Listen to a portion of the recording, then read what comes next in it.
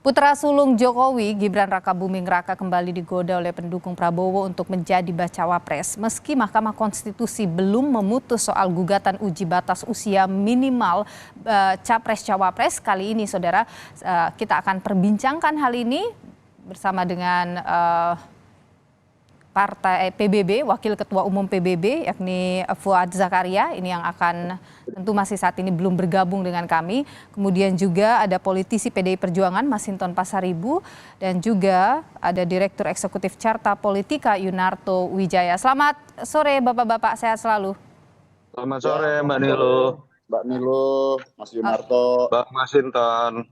Saya ingin ke PDIP dulu ini Bang Masinton. Bagaimana merespon ini bukan kali pertama ya nama Gibran ini kemudian disanding-sandingkan dengan Prabowo Subianto. Ya, pertama begini, aturan hukum positif kita dalam undang-undang tentang syarat calon presiden dan calon wakil presiden itu masih 40 tahun. Nah, tentu ya kita kemarin juga pemerintah melalui Pak Menko Polhukam, Prof Mahfud sudah menyampaikan tentang mana yang menjadi kewenangan konstitusional Mahkamah Konstitusi sebagai garda terdepan menjaga konstitusi kita. Nah, tentu terkait hal-hal teknis sebagai open legal policy ya, sebagai kewenangan pembentuk undang-undang, menurut saya MK nggak usah masuk terlalu jauh ke ranah itu. MK harus konsisten menjaga perundang-undangan kita terkait hak-hak mendasar atau hal-hal mendasar tentang prinsip-prinsip dasar kita bernegara dan berbangsa. Umpama terkait tentang sumber daya alam, terkait tentang pemenuhan kebutuhan dasar masyarakat, dan terkait tentang prinsip-prinsip kemajemukan dalam kebangsaan kita. Nah, tugas Mahkamah Konstitusi itu di situ. Hal-hal teknis tidak perlu masuk ke ranah-ranah yang sifatnya teknis, dan itu merupakan bagian dari desain dan kewenangan pembentuk undang-undang. Oke, Bang Masinton begini, seandainya ini misalnya saja ternyata MK memutus 35 tahun, bagaimana PDIP melihat itu? Misalnya saja akhirnya Gibran dilamar untuk ke sebelah? Pertama begini, kita kan mengacu pada perundang-undangan yang ada dulu, tidak berandai-andai. Saya tidak mau dalam pengandaian-pengandaian.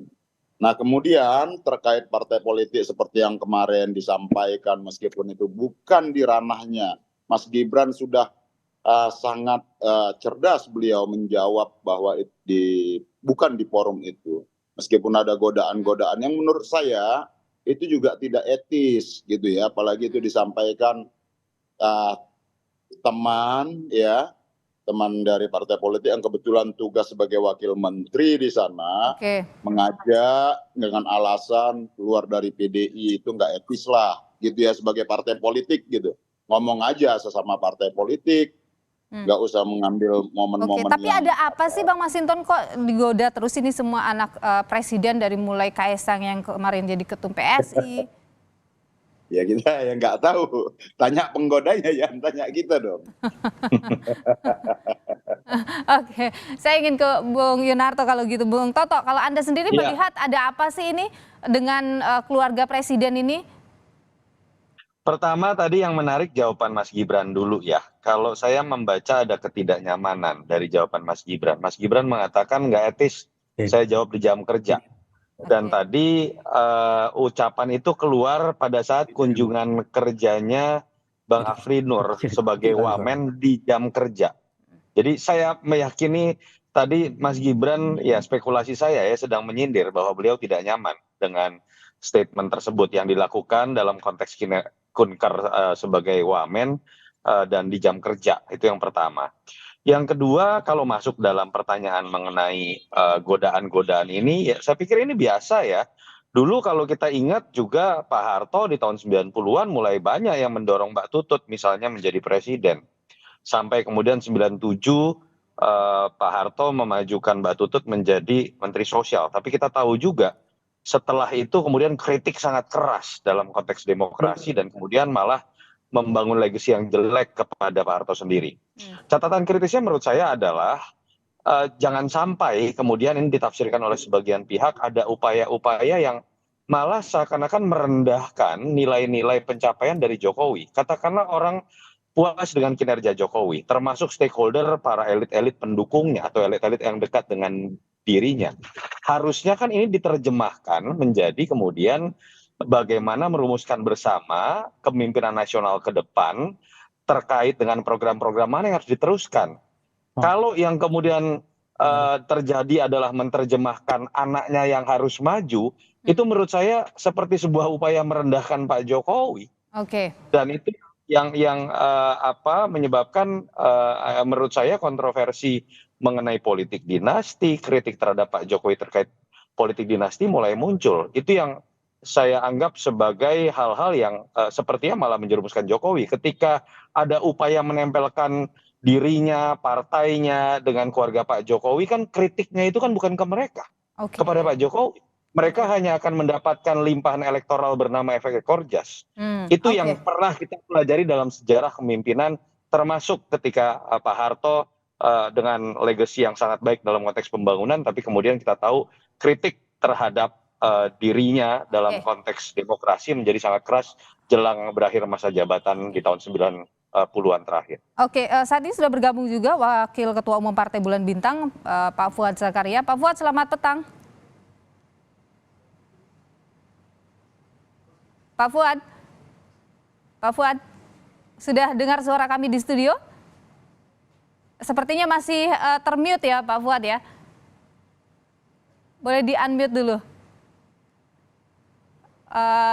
Ya. Oke, Mbak. Baik, Pak Fuad sudah dengar ya suara jelas dari studio ya Pak? Jelas. Baik, jelas. Pak Fuad, ada nama Gibran didorong, kemudian juga nama Yusril Iza Mahendra. Kenapa sih Gibran ini yang disebut, apa yang mau didapat di sini?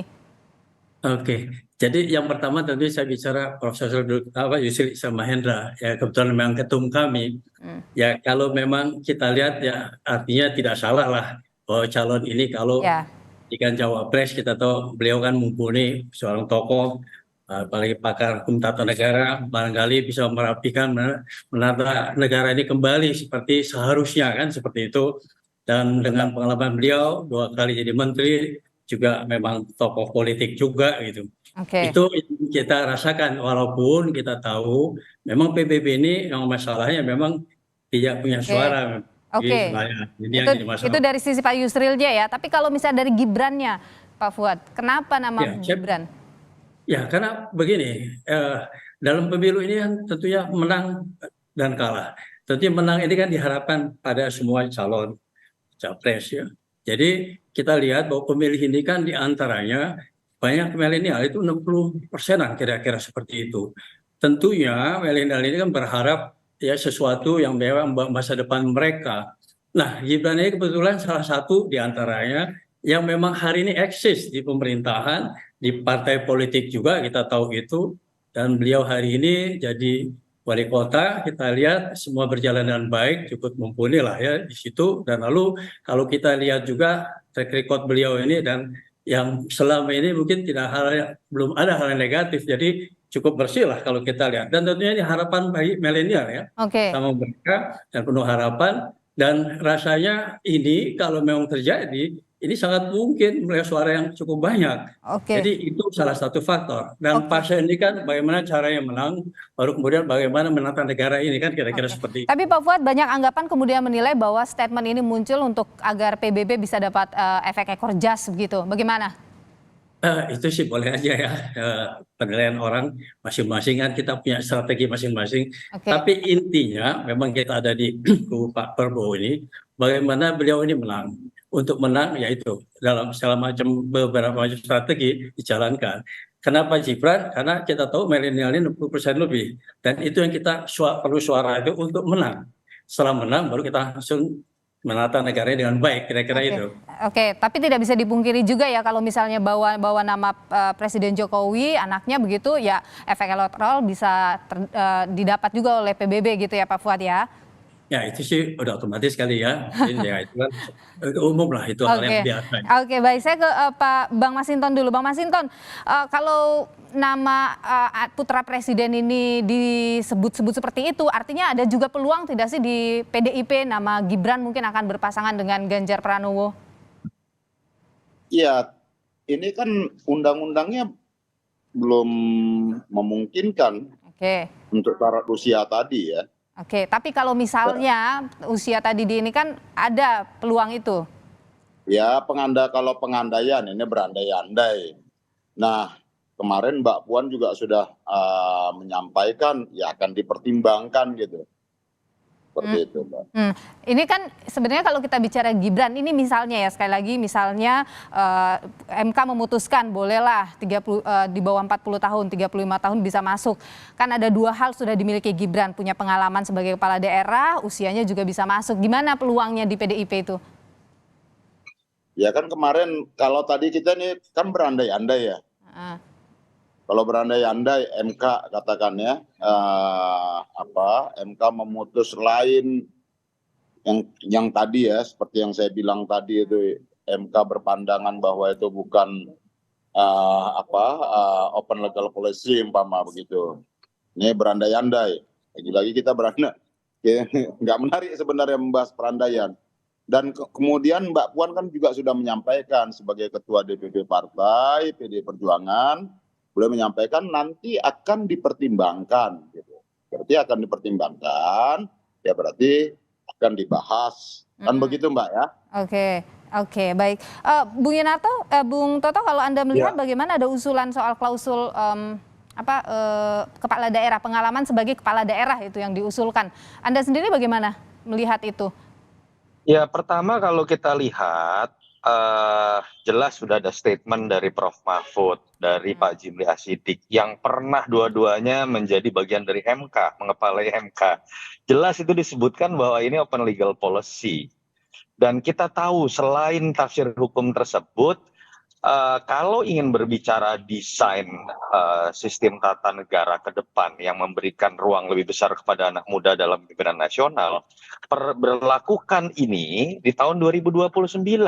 Oke. Sehingga nuansa konflik of interest tidak kemudian tertuju pada Mas Gibran. Kasihan loh ini Mas Gibran, kemudian menjadi tertuduh utama seakan-akan punya ambisi atau ayahnya malah yang tertuduh. Padahal kalau kita dengar statement-statement ini dari sekeliling entah itu partai elit-elit yang ingin nebeng tadi, fakta elektoral atau efek ekor jas tadi, politik dinasti itu dalam sejarah akan kemudian tercatat pada keluarga Jokowi dan Pak Jokowi, bukan kepada sekeliling yang ingin nebeng tadi. Itu pernah terjadi pada zaman Pak Harto gitu kan. Itu yang saya pikir ketika kemudian tadi bicara mengenai Gibran anak muda, milenial, lalu kemudian bonus demografi. Ada Eri Cahyadi, ada Bima Arya Sugiarto, ada puluhan dan ratusan kepala daerah yang pernah berhasil dan mungkin masih memimpin. Jangan kemudian kita sempitkan dalam konteks regenerasi ketika anak presiden dia punya nilai lebih. Itu yang kita kritik dalam proses pengangkatan Kaisang secara instan di PSI dan juga upaya mendorong-dorong Mas Gibran. Ingat juga loh bagaimana kemudian keberadaan dari ipar Pak Jokowi sebagai ketua MK. Yang kasihan adalah Pak Jokowi juga dan keluarga Pak Jokowi yang akan menjadi tertuduh oleh orang-orang yang menjadi tidak salah kalau kemudian berspekulasi mengenai hal-hal terkait dengan politik dinasti. Jadi kalau kita ingin berbicara mengenai desain dari undang-undang pemilu yang memberikan ruang gerak lebih, putuskan sesuai dengan positioning sebagaimana mestinya. Revisi ulang itu di DPR. Oke. Katakanlah kalau kemudian ingin diputuskan bersama-sama di DPR terkait dengan usia yang harus diturunkan, berlakukanlah itu tidak dalam kondisi ketika orang melihat ada potensi konflik of interest. Oke, baik. Itu yang menurut saya harusnya dilihat secara lebih utuh. Ini bukan tentang Gibran, bukan tentang koalisi Prabowo atau Ganjar atau Anies. Ini tentang kepantasan nilai-nilai demokrasi dan menjaga legasi dari Jokowi yang sudah baik. Oke, Bung Fuad, kalau kita bicara di koalisinya Pak Prabowo, ini kan sebenarnya ada nama lain yang lebih kuat ya secara elektabilitas. Ada nama Erick Thohir. Kenapa malah menyebut nama Gibran gitu? Ya, tadi sebetulnya kan di dalam kontestan ini bagaimana caranya untuk memenangkan. Kita tahu bahwa suara pemilih ini didominasi oleh milenial gitu. Oke. Pak Erick Thohir kan bukan milenial. Oke, Jadi tapi secara elektabilitas dia tinggi. ya itu Pak karena Prabowo tuh bukan milenial loh. ya, beliau itu kan udah menjalankan proses sudah lama ya. Gibran ini kan belum ini, tapi kita punya keyakinan ya dengan memang trennya bahwa milenial ini memang butuh figur-figur yang seperti itu. Kita punya rasa optimis ya. Oke, Jadi milenial yang lain misalnya di ruang selain waktu, Gibran gitu, tidak Kenapa? ada ya. Milenial yang lain selain Gibran gitu tidak masuk Iya, dalam radar PBB. betul, banyak milenial lain sebetulnya seperti Bang Yunarto tadi sebutkan ya pada daerah yang lain. Yang kita pilih itu tidak hanya milenial, yang memang mumpuni, yang kita nilai punya nilai pilih yang besar, yang tinggi. Karena Itu dia yang putra Presiden Jokowi begitu. itu karena kebetulan aja putra Jokowi. Kebetulan ya kalau kita flashback ke belakang, dulu Pak Jokowi bukan siapa-siapa kan. Ya, tapi memang dia punya nilai elektabilitas yang tinggi, ya punya nilai pilih yang tinggi dari masyarakat, masuk kebutuhan itu bisa jadi bukan siapa-siapa. Kalau ini kebetulan memang Pak Jokowi, saya anggap itu saya kebetulan. Oke, tapi satu hal yang lain juga kita tahu bersama Gibran ini kan PDIP begitu. Bagaimana Anda tidakkah PBB memikirkan sisi itunya juga? Ya itu bisa kita kompromikan lah. Yang penting bahwa ini Bang Masinton bisa dikompromikan? ya, Bang Masinton gimana bisa dikompromikan nih kadernya? ya, artinya kalau ini memang kita lihat soal seperti itu tentunya ya beliau ini kan juga cawapres yang memang cukup menjadi pilihan. Oke, saya ingin ke Bang Masinton dulu. Bagaimana Bang Masinton tanggapin itu? Ya, dalam politik itu segala sesuatu ya bisa dibicarakan, tapi bukan dengan cara seperti yang disampaikan oleh Sekjen PBB yang kebetulan Wakil Menteri Tenaga Kerja gitu ya. Bilang mau keluar aja, kira-kira begitu. Itu kan nggak etis. Nah itulah, tidak etis dan tidak elok sebagai partai politik begitu. Oke. Gitu. Nah kemudian ya kalau mau tugas partai politik itu menciptakan kader. Makanya partai politik selalu ditekankan untuk melakukan kaderisasi. Nah, gitu. Nah, PDI Perjuangan tugasnya adalah ya menjalankan fungsi-fungsi kepartaian itu, rekrutmen, kaderisasi, melakukan fungsi-fungsi agregasi dan lain-lain dan serta edukasi, aspirasi dan lain-lain. Nah, maka tentu ini menjadi pembelajaran buat kita semua agar partai-partai politik menyiapkan kadernya. Oke. Gitu. Tapi Bang Masinton kalau misalnya ada kader yang digoda seperti misalnya dalam kasus Gibran, itu apakah ada pemanggilan begitu dari DPP misalnya? Ya enggak dong. Enggak. Kan tadi Mas Gibran udah menyampaikan dengan jelas, bahkan beliau tidak etis. Dia menyampaikan begitu tadi. Beliau itu kader, Mbak. Jadi pasti beliau juga tahu mana yang akan beliau sampaikan. Dan itu yang disampaikan oleh Mas Gibran sangat gamblang. Itu sudah jawaban yang sangat jelas ya, tidak mungkin tergoda. Kalau PBB bagaimana melihat jawaban Mas Gibran itu? Sepertinya Mas Gibran merasa tidak nyaman begitu. Halo. Pak Fuad. Ya. Ya. Kalau PBB bagaimana melihat reaksi respon yang muncul dari Gibran tadi? Iya. Ya, beliau kan juga artinya beliau juga kan berpikir tentang itu. Artinya memang saat ini memang kalau figur itu dibutuhkan, ya insya Allah mudah-mudahan beliau juga punya keputusan yang baik buat negara ini ya sebetulnya ya. Kalau memang dia mau turun ya, kira-kira seperti itu sih. Oke, tapi kalau misalnya tadi Bang Masinton juga menyebut soal rasanya tidak etis ketika orang masih di satu partai kemudian digoda apalagi dengan mengatakan udah keluar aja masuk kemudian jadi cawapres. Bagaimana tanggapan Anda itu? Ya itu ya artinya keputusan di tangan Mas Gibran sendiri ya bahwa ya kita juga nggak melihat lah ya banyak juga memang si A, partai B, partai C, jadi late moment lah ya. Jadi itu juga Pak Sekjen tidak berlaku seperti itu sepertinya. Jadi itu keputusan dari tangan Pak Gibran lah itu. Oke, baik.